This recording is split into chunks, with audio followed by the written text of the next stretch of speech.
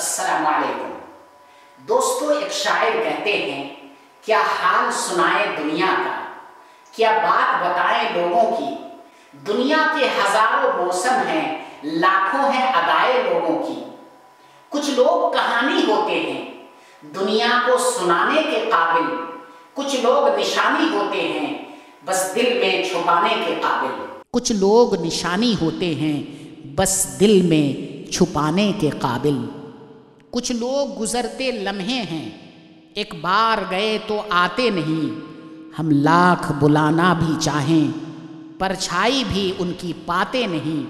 کچھ لوگ خیالوں کے اندر جذباتوں کی روانی ہوتے ہیں، کچھ لوگ کٹھن لمحوں کی طرح پلکوں پہ گرانی ہوتے ہیں۔ یہ وہ زمانہ تھا جب عرب میں قوم سمود کا ڈنکا بجتا تھا۔ یہ لوگ زیادہ تر کھیتی باڑی کرتے تھے۔ اللہ تبارک و تعالیٰ نے ان کی زمین کو بڑی زرخیز بنائی تھی، مٹی میں بڑی طاقت تھی، فصل خوب ہوتے تھے، پانی بھی بہت زیادہ تھا، لوگوں نے کنویں کھدوائے ہوئے تھے۔ دراصل یہ اپنے وقت کے بہترین انجینئر تھے، بہترین ہنرمند تھے۔ ان کے محلات، قلعے اور مکان ان کے ہنر کا منہ بولتا ثبوت ہے۔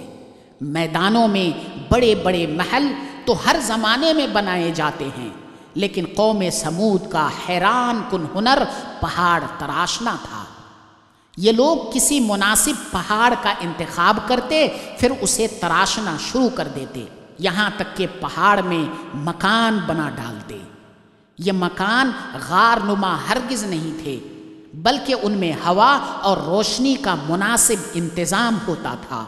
پہاڑ میں تعمیر ہونے کی وجہ سے یہ بہت مضبوط ہوتے تھے۔ انہی خوبیوں کی وجہ سے اس علاقے میں ان کے جیسا خوشحال اور طاقتور ملک کسی کا نہیں تھا۔ یہ خوشحالی اور طاقت ہی کا گھمنڈ تھا جس نے انہیں مغرور اور ظالم بنا دیا تھا۔ ارد گرد کی بستیوں پر ظلم کرنا ان کے لیے ایک کھیل جیسا تھا۔ خدا کی بخشی ہوئی نعمتوں کی وجہ سے سمود کے لوگ عیش کی زندگی بسر کر رہے تھے اور اپنے نبی اور رسول ہود علیہ السلام کی تعلیمات کو بھلا چکے تھے۔ انہی حالات میں ایک نوجوان کا چرچا ہوا، سرخ و سفید رنگ، لمبے قد اور مضبوط جسم کا مالک۔ یہ نوجوان عام لوگوں سے الگ تھلگ تھا، اسے اپنے زمانے کی فضول رونقوں سے کوئی دلچسپی نہیں تھی، اسے بت قدوں میں رکھے ہوئے بتوں سے بھی سخت نفرت تھی۔ لوگوں کو اس کی زبان سے بتوں کے متعلق نفرت کے کلمات کئی دفعہ سن چکے تھے، لیکن اس کی شرافت اور دیانت داری کی وجہ سے اسے لوگ کچھ بھی نہیں کہتے تھے۔ اس نوجوان کا نام صالح تھا، ایک معزز قبیلے کا باوقار شخص جسے بعد میں اللہ تعالیٰ نے اپنا نبی بنایا۔ صالح علیہ السلام نے شہر کے بڑے بڑے لوگوں کی دعوت کی۔ انہوں نے کھانا کھلانے کے بعد لوگوں کی آمد کا شکریہ ادا کیا اور انہیں بلانے کا مقصد بھی بتاتے ہوئے کہا، اے لوگو، آج میں نے تمہیں وہ باتیں یاد کرانے کے لیے بلایا ہے جن کو تم بھلا چکے ہو۔ مجھے علم ہے کہ تم اس بات کا انکار نہیں کرتے کہ اللہ ہی نے تمہیں اور تمہاری زمین کو بنایا ہے، لیکن اس کے باوجود تم اس کی عبادت کرنے کے بجائے جھوٹے خداؤں کے سامنے جھکتے ہو۔ اے میری قوم کے سرداروں، یہ گمراہی چھوڑ دو، ایک اللہ کی عبادت کرو، وہی تمہارا اصل رب ہے، اسی سے اپنے گناہوں کی معافی مانگو۔ صالح علیہ السلام کی گفتگو کے جواب میں ان سرداروں نے کہا، اے صالح، ہمیں تم سے بہت سی امیدیں تھیں، ہم تمہیں بہت معزز اور باوقار شخص سمجھتے تھے، لیکن تم نے ہمیں گمراہ کہہ کر ہمارے باپ دادا کے دین کو گالی دی ہے۔ تمہاری کوئی بات ہماری سمجھ میں نہیں آئی، آخر ہم ان خداؤں کی پوجا کیوں چھوڑ دیں جن کو ہمارے باپ دادا پوجتے تھے؟ تم نے ہمیں بہت مایوس کیا ہے۔ صالح علیہ السلام نے انہیں سمجھانا چاہا، لیکن وہ ناراض ہو کر وہاں سے اٹھ آئے۔ انہوں نے صالح علیہ السلام کو خبردار کیا کہ اگر انہوں نے یہ باتیں عام لوگوں سے کی تو نتائج کے وہ خود ذمہ دار ہوں گے۔ صالح علیہ السلام نے سرداروں کی دھمکی کو کوئی اہمیت نہ دی اور اپنی رسالت کا عام اعلان کر دیا۔ یہ خبر جنگل کی طرح پھیل گئی کہ صالح علیہ السلام نے رسول اللہ ہونے کا دعویٰ کر دیا ہے۔ کئی برسوں کی تبلیغ کے بعد قوم سمود آپ سے تنگ آ گئی۔ وہ آپ کو اپنے طاقت اور قبیلے کا معزز شخص ہونے کی وجہ سے کوئی نقصان نہیں پہنچا سکتے تھے۔ ان دنوں قبیلے کے کسی فرد کے قتل ہونے پر جنگ کا لمبا سلسلہ شروع ہو جاتا تھا۔ چنانچہ قوم کے سرداروں نے بت کدوں کے کاہنوں سے مل کر ایک وفد بنایا۔ یہ لوگ صالح علیہ السلام کے پاس گئے اور کہا، اے صالح، ہم تمہاری باتوں سے سخت تنگ آ گئے ہیں۔ تمہاری عذاب کی دھمکیوں نے ہمارا جینا مشکل کر دیا ہے۔ ہماری خوشحال اور رنگین زندگی کو تم نے کباب میں ہڈی بن کر تباہ کر دیا ہے۔ اس موقع پر ہم تم سے صاف صاف بات کرنا چاہتے ہیں، وہ یہ ہے کہ تم کوئی معجزہ دکھاؤ۔ اگر تم نے ایسا کر دیا تو ہم تم پر ایمان لے آئیں گے۔ تب ایک دن صالح علیہ السلام نے اللہ کے حکم پر ایک اونٹنی کی طرف اشارہ کرتے ہوئے کہا، یہ اونٹنی اللہ کی نشانی ہے، یہ تمہارے مطالبے پر بھیجی گئی ہے، اس لیے ایک دن یہ پانی پیے گی اور دوسرے دن تم۔ اگر اس اونٹنی کی باری کے دن تم نے کنویں سے پانی حاصل کرنے کی کوشش کی یا اس اونٹنی کو نقصان پہنچایا تو تم پر اللہ کا عذاب آئے گا۔ قوم کے سردار بہت ڈرے۔ وہ کچھ عرصہ تو صالح علیہ السلام کے کہنے کے مطابق اس پابندی پر عمل کرتے رہے، لیکن جلد ہی ان کا صبر ختم ہو گیا۔ وہ اونٹنی کو اپنی چراگاہوں میں چرتا دیکھتے تو سخت غصہ ہو جاتے تھے۔ آخر دو مالدار اور امیر عورتوں نے دو آدمیوں کو تیار کیا، انہیں اپنی دولت کا لالچ دیا اور ان سے کہا کہ وہ اللہ کے نشانی یعنی اس اونٹنی کو ہلاک کر دیں۔ یہ دو آدمی اچھی طرح جانتے تھے کہ وہ ایک بہت ہی خوفناک کام کرنے کا ارادہ کر رہے ہیں۔ وہ پہلے تو خوف زدہ ہو گئے، مگر پیسے کے لالچ اور دوسرے لوگوں کے کہنے پر تیار ہو گئے۔ ان آدمیوں نے منصوبہ بنایا کہ وہ اونٹنی کو اس دن ہلاک کریں گے جب اس کے پانی پینے کا دن ہوگا۔ چنانچہ اگلے ہی دن وہ کنویں کے پاس جا کر چھپ گئے۔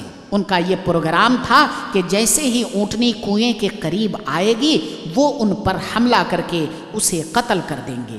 انہیں زیادہ انتظار نہ کرنا پڑا۔ اونٹنی لمبے لمبے ڈگ بھرتی ہوئی کنویں کے قریب آئی۔ دونوں ظالم چپکے سے کنویں کے اوٹ سے نکلے اور اونٹنی پر حملہ آور ہو گئے۔ ایک نے تلوار کا وار کر کے اس کی پوچھیں کاٹ دی اور دوسرے نے آگے بڑھ کر کے اس کی گردن کاٹ دی۔ بیچاری اونٹنی زمین پر گر گئی۔ بے قصور اونٹنی کو زمین پر تڑپتے دیکھ کر دوسرے لوگ بھی پہنچ گئے۔ یہ لوگ چھپ کر یہ سارا منظر دیکھ رہے تھے۔ انہوں نے جب دیکھا کہ اونٹنی پر حملہ کرنے والوں کو کچھ نہیں ہوا تو ان کا بھی حوصلہ بڑھ گیا، وہ بھی اپنا غصہ اتارنے پہنچ گئے۔ اب وہ سب مل کر اونٹنی کو مار رہے تھے۔ اونٹنی کو مارنے والوں کو رشوت دینے والی عورتیں بھی یہ منظر دیکھ رہی تھیں۔ ان سب نے خوشی کے نعرے لگائے اور صالح علیہ السلام کا مذاق اڑایا۔ وہ کہہ رہے تھے کہ اے صالح، ہم نے اللہ کی نشانی اونٹنی کو قتل کر دیا اور ہمیں کچھ نہیں ہوا، دیکھو ہم سبھی صحیح سلامت ہیں۔ یہ بیوقوف لوگ نہیں جانتے تھے کہ انہوں نے اللہ کی دی ہوئی مہلت کو اپنے ہاتھوں سے ختم کر لیا ہے۔ صالح علیہ السلام تک یہ خبر پہنچی تو آپ کی آنکھوں میں آنسو آ گئے۔ آپ نے فرمایا، اب قوم سمود کی مہلت ختم ہو گئی، ان لوگوں پر 24 گھنٹوں کے دوران ایسا عذاب آئے گا کہ دنیا کی تاریخ نے کبھی ایسا منظر، ایسا عذاب نہ دیکھا ہوگا۔ ان کی بستیاں عبرت کا نشانہ بن جائیں گی۔ صالح علیہ السلام کی یہ بات جب اونٹنی کے قاتلوں تک پہنچی تو وہ بہت زیادہ خوفزدہ ہو گئے۔ لیکن معافی مانگنے کے بجائے انہوں نے صالح علیہ السلام کو ہی شہید کرنے کا منصوبہ بنایا۔ 9 قبیلے اکٹھے ہو گئے اور ہر قبیلے سے ایک ایک جنگجو منتخب کیا گیا اور فیصلہ ہوا کہ رات کو صالح علیہ السلام کے گھر پر حملہ کر کے ان کو قتل کر دیں گے۔ انہوں نے ایک دوسرے سے وعدہ لیا کہ صالح علیہ السلام کو قتل کرنے کے لیے سب قبیلے ایک دوسرے کا ساتھ دیں گے۔ یوں صالح علیہ السلام کا قبیلہ باقی قبیلوں سے بدلہ لینے کی جرأت نہیں کرے گا اور ڈر کر خاموش ہو جائے گا۔ لیکن اللہ تعالیٰ نے اپنے قانون کے مطابق ان کافروں کو اپنے منصوبے پر عمل کرنے کی مہلت ہی نہ دی۔ اللہ تبارک و تعالیٰ کا قانون ہے، ان کے رسولوں کو ان کی قوم یوں ہی قتل نہیں کر سکتی۔ اگر قوم اس کی کوشش بھی کرتی ہے تو ان پر اللہ کا عذاب آ جاتا ہے۔ چنانچہ حضرت صالح علیہ السلام کو اللہ نے حکم دیا اور وہ اپنے ماننے والوں کو ساتھ لے کر راتوں رات وہاں سے نکل گئے۔ اسی رات وادی میں ایک خوفناک طوفان آیا۔ بگولے کی شکل کے اس طوفان کی گرج انتہائی دہشتناک تھی۔ اس نے اہل ثمود کو تنکوں کی طرح بکھیر کر رکھ دیا۔ مضبوط محلوں اور قلعہ نما مکانوں میں رہنے والے یہ بدقسمت لوگ اب اللہ کی پکڑ میں تھے۔ صبح ہوئی تو ان کی بستی عبرت کا نمونہ بن چکی تھی، ایک بھی کافر زندہ نہ بچا تھا۔ مکانات اور محلات تو ذکر ہی کیا، پہاڑ بھی یوں نظر آ رہے تھے جیسے ہوا ان کے آر پار ہو کر گزری ہو، اور یہ پہاڑ اور محل پتھروں کے نہیں بلکہ کپڑے کے بنے ہوئے تھے، اور ہوا نے آگ کی طرح ان کو جلا کر تباہ و برباد کر دیا۔ صالح علیہ السلام ایمان لانے والوں کے ساتھ فلسطین کے علاقے میں رملہ کے قریب آ کر آباد ہو گئے اور باقی زندگی وہیں پر گزاری۔